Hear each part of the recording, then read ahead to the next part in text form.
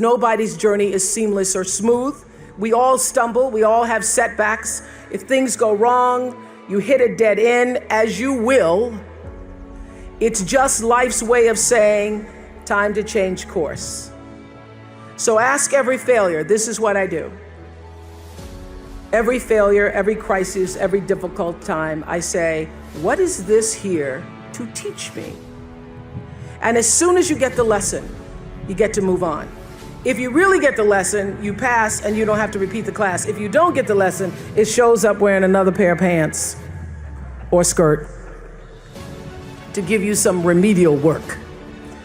And what I found is that difficulties come when you don't pay attention to life's whisper, because life always whispers to you first. And if you ignore the whisper, sooner or later, you'll get a scream. Whatever you resist persists, but if you ask the right question, not why is this happening, but what is this here to teach me? What is this here to teach me? It puts you in the place and space to get the lesson you need. My friend Eckhart Tolle, who's written this wonderful book called A New Earth, it's all about letting the awareness of who you are stimulate everything that you do. He puts it like this. He says, don't react against a bad situation, merge with that situation instead, and the solution will arise from the challenge. Because surrendering yourself doesn't mean giving up, it means acting with responsibility. Okay, many of you know that, as President Hennessy said, I started this school in Africa.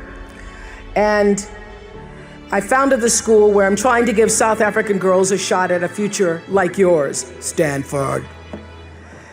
And I spent 5 years making sure that school would be as beautiful as the students. I wanted every girl to feel her worth reflected in her surroundings. So I checked every blueprint, I picked every pillow, I was looking at the grout in between the bricks, I knew every thread count of the sheets, I chose every girl from the villages, from 9 provinces, and yet last fall, I was faced with a crisis I'd never anticipated. I was told that one of the dorm matrons was suspected of sexual abuse. Well, that was, as you can imagine, devastating news. First I cried, actually I sobbed for about a half an hour, and then I said, let's get to it. That's all you get, is a half an hour. You need to focus on the now, what you need to do now. So I contacted a child trauma specialist. I put together a team of investigators. I made sure the girls had counseling and support. And Gail and I got on a plane and flew to South Africa. And the whole time I kept asking that question, what is this here to teach me? And as difficult as that experience has been, I got a lot of lessons. I understand now the mistakes I made because I had been paying attention to all of the wrong things. I built that school from the outside in, when what really mattered was the inside out. So it's a lesson that applies to all of our lives as a whole. What matters most is what's inside. What matters most is the sense of integrity, of quality, and beauty. I got that lesson. And what I know is that the girls came away with something too. They've emerged from this more resilient and knowing that their voices have power. For other people's children, what they were not able to do for their own boy. The lesson here is clear, and that is if you're hurting, you need to help somebody else ease their hurt. If you're in pain, help somebody else's pain. And when you're in a mess, you get yourself out of the mess, helping somebody out of theirs. And in the process, you get to become a member of what I call the greatest fellowship of all, the sorority of compassion and the fraternity of service. The Stanfords had suffered the worst thing any mom and dad can ever endure, yet they understood that helping others is the way we help ourselves. And this wisdom is increasingly supported by scientific and sociological research. It's no longer just woo-woo soft skills talk. There's actually a helper's high, a spiritual surge you gain from serving others. So if you want to feel good, you have to go out and do some good. But when you do good, I hope you strive for more than just the good feeling that service provides, because I know this for sure, that doing good actually makes you better. So whatever field you choose, if you operate from the paradigm of service, I know your life will have more value and you will be happy.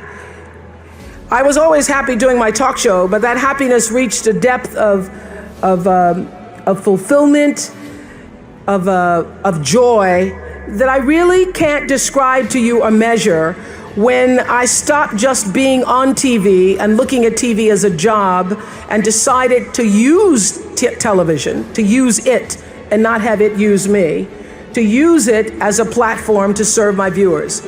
That alone changed the trajectory of my success. So I know this, that whether you're an actor, you offer your talent in the way that most inspires art.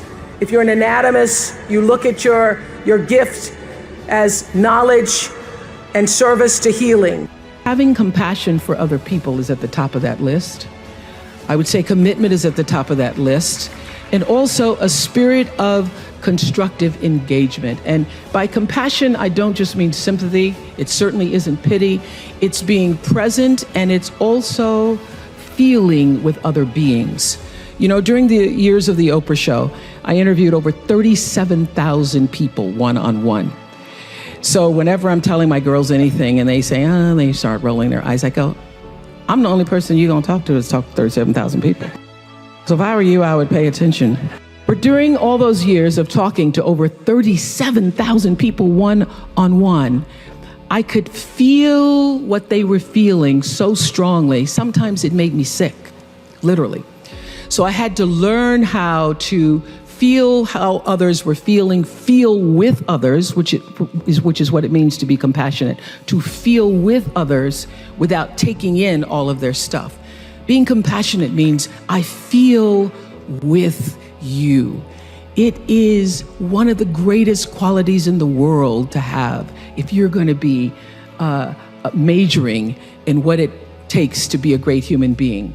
I feel with you means I not only am willing to walk in your shoes, it means my heart beats with yours. It means I see myself in you. It means I may not have shared that circumstance, but I know what heartbreak feels like. I know what pain feels like, and all pain is the same. It means I can feel your will to want to do better and be better. And I feel and I am with you. In spite of everything that's happened to you, I feel your need to rise. I want to help you rise. I want to rise with you. If you can capture the humanity of people, if you can just capture the humanity of the people, of the stories that you're telling, you then get that much closer to your own humanity. And you can confront your bias, and you can build your credibility and hone your instincts and compound your compassion. You can use your gifts, that's what you're really here to do, to illuminate the darkness in our world. So many people are worried about building a brand. I hear kids on social media talking about their brand. And I used to really resent the word when people would say to me, oh, you have this brand, because I never even thought about a brand. I just thought about day in and day out, making the best right choice for me. But now I embrace it because I recognize people see me as a brand. But for me, it's not a business. It is a question of what do you stand for? And I will say this, you're nothing if you're not the truth. So I've made a living, I've made a life, I've made a fortune, really, it's fantastic. All good from being true to myself. And that's if I could leave you with any message today, that is it. The biggest reward is not financial benefits, though it's really good. You can get a lot of great shoes. Nothing wrong with great shoes. But those of you who have a lot of shoes know that having great shoes and a closet full of shoes or cars or houses or square footage doesn't fill up your life.